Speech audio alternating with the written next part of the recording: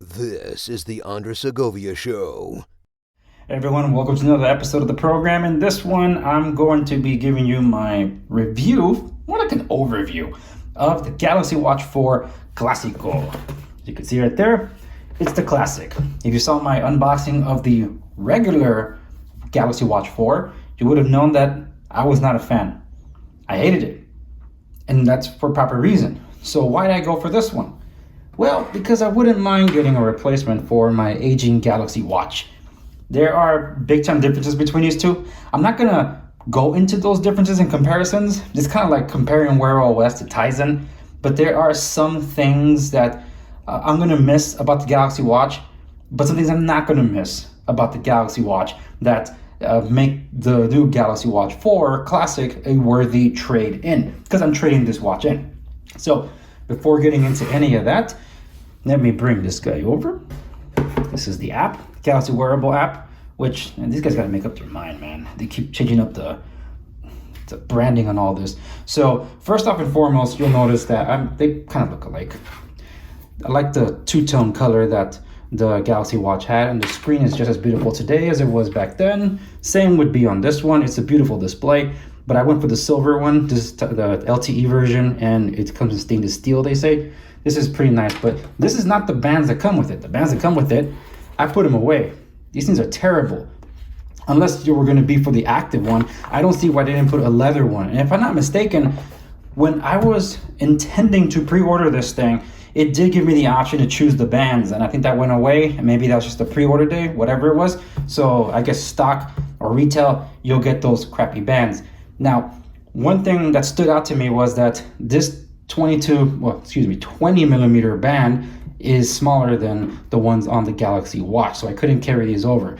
So I took them off my Gear Sport, and it fit nicely. And then I'm like, wait a minute, it's the same thing for the Galaxy Watch Active 2. So like, okay, universal bands now. That's something cool, because I didn't buy bands before because you had to buy like in pairs if I have to for this one and that one. Now I can just buy one set and it fits for all of them. Okay, so the pros of this watch are the design. I like it. It's definitely thinner than the previous Galaxy Watch. One of the advantages that this one has, obviously, is running the Wear OS 3, built in conjunction between Samsung and Google, and it looks and feels for the most part like Tizen, except the power buttons are swapped. Now this is power versus power on Tizen down here. Let me hold on. Just activated something. Body composition does work. Some of the apps are here. I've already expressed my frustration that the fitness apps that I do use do not appear here, such as Under Armour. However, I do have Samsung Health communicating with Under Armour, so that makes up for it. But I'm not intending to use this for fitness. That's why I went for the Classic. If I was going to go for fitness, I would not be using one of these watches. That's what I have the Active 2 for. Okay, so I'm not going to go into the overview of what this is in terms of OS. All you got to know is that not every app that you probably experience using on Tizen that you used to is going to carry over here, just like a lot of apps that are available on Wear OS are not available for the Tizen, such as, case in point, anything Google. So we have Maps in here, which is great, the Play Store, so that helps. But I didn't mind using here Maps. So that's like a Nokia thing. I have them on these two. I have them on my Google devices. So I'm used to that interface, the map system. So I'm okay with that. Now, there is a trick to getting YouTube music to play here, also Google Pay and Samsung Pay, but I'm all in on Samsung, so I don't mind. So as someone that's built into the ecosystem of Samsung, I'm okay with what it has. I'm fine. I don't use the voice assistants on any of these things, but if I were going to, I'm using the Google Assistant on my Tizen powered devices. If you're familiar with G Assist, I already use it. So this one's not connected right now. This is one of the downsides. If you use a Tizen powered watch from Samsung, whenever you take them off your wrist and you pick the other one up, the watch interface attached to your phone or paired to your phone will automatically do the switch in the connections. It does not work from Wear OS to a Tizen. How do I know? Because I trade off from my Active 2 when I'm using it at night for fitness or tracking my sleep, and I put this one to charge. It doesn't work. So I have to manually switch them. That's kind of annoying. So some things that I enjoyed before, I can't enjoy them anymore. It's a trade-off. But for anyone that cares, here's a demonstration. So long as it's connected, we should be okay. Hold on. This takes a little longer to pair for some reason. Man, I'm on camera. I'm gonna have to cut to just jump cut. All right, so there we go. So I'm just gonna, I already mapped it to one of the keys, but let's see. What's the weather like today?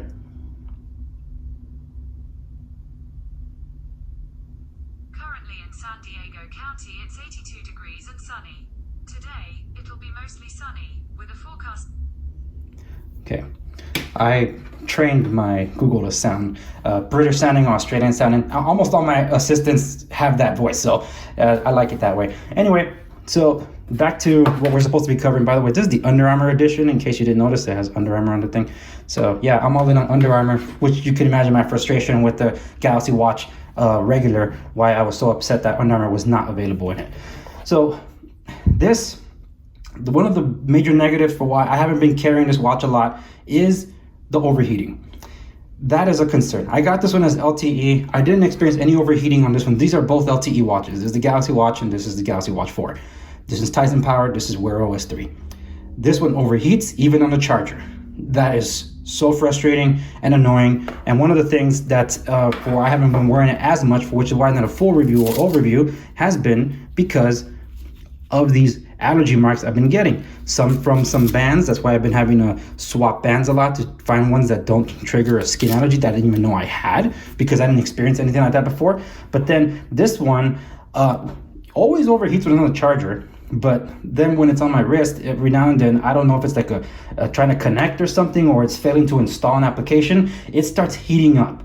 And I don't like that. Now, I'm hoping that Samsung does fix it with a software update, but I don't know.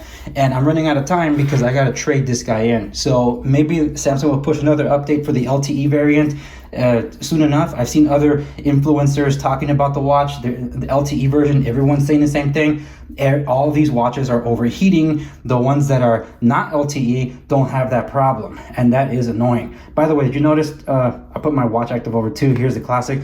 This thing didn't switch. Yeah, normally when I just jiggle them softly for the Tizen ones, it will automatically do a switch. This one doesn't, so I have to do it manually. So it's kind of annoying. So back and forth. But yeah, that's one of the reasons why I haven't tried using the state tracking. This thing's probably to catch on fire on me. I don't know. Samsung, you don't exactly have the best reputation when it comes to batteries and charging. So I'm not going to take that chance. So that's one of the reasons why I haven't used it all the way through. So once I get a long-term review, if this thing stays, which I intend to keep, then I'll follow that up. But until then, these are, I guess you could say, my first impressions, but I'm calling it an overview of the Galaxy Watch 4. To me, it's a keeper. I like it, not the bands. I don't like the overheating, but the reason I'm going for this and trading in my Galaxy Watch is the mere fact that, well, I can launch Samsung Pay immediately here, whereas over here, sometimes I'm standing at the terminal waiting for like 20-30 seconds for it to boot up, and next thing you know, the app just closes for whatever reason. And the mere fact that Samsung hasn't pushed out any updates for this just tells me they're not gonna fix that anytime soon. And speaking of which, I should pull up the app again. Where is it? Was it this one? No, that's not it. Did I just close it? So here's the thing. Even though it's the same app, when you switch something older like the Gear Sport or the Galaxy Watch, it's gonna switch the interface back over to the classic old one. So it'll just be this, and that's how you know you're using an older Tizen powered device. But the Active 2, and I'm assuming the Galaxy Watch 3 and the 3 Active, or Active 3, whatever it's called, they will be looking like, well, like this one does.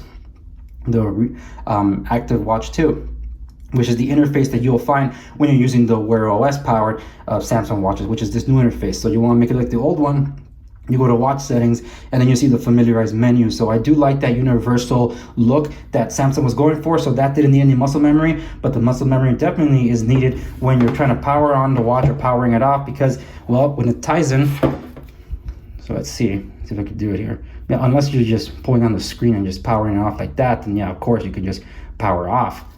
Power off, well, right there. But if you were to hold a button, in this case at the bottom from a Tizen powered device, you'll get the power off. whereas this one you got to hold the top button to get to the power off. See, that's one of the things that were swapped, which is kind of annoying, but for the most part, all right, let me unlock this thing.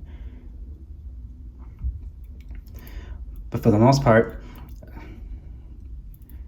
they almost look and feel the same. You see how this thing's acting up like really slow? Yeah, that's one of the main differences. After it warms up, then it just starts flying through it just a bit. But it's the fluidity that makes a big difference between these two. And let's see, let's go to the apps. In this case, I gotta swipe up here. I gotta push this button for the wheel.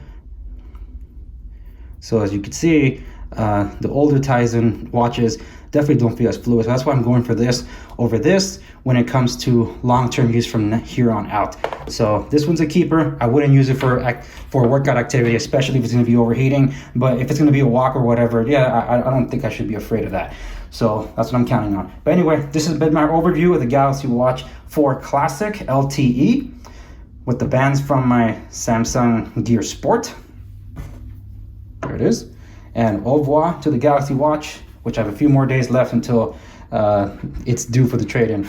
But it'll work nicely. Galaxy Watch 4 Classic with my active Watch 2 Under Armour edition. They should work nicely. So that's it for this one. Thank you so much for watching. And stay tuned as I continue to review other products, especially with Techtober just around the corner. See you in the next one.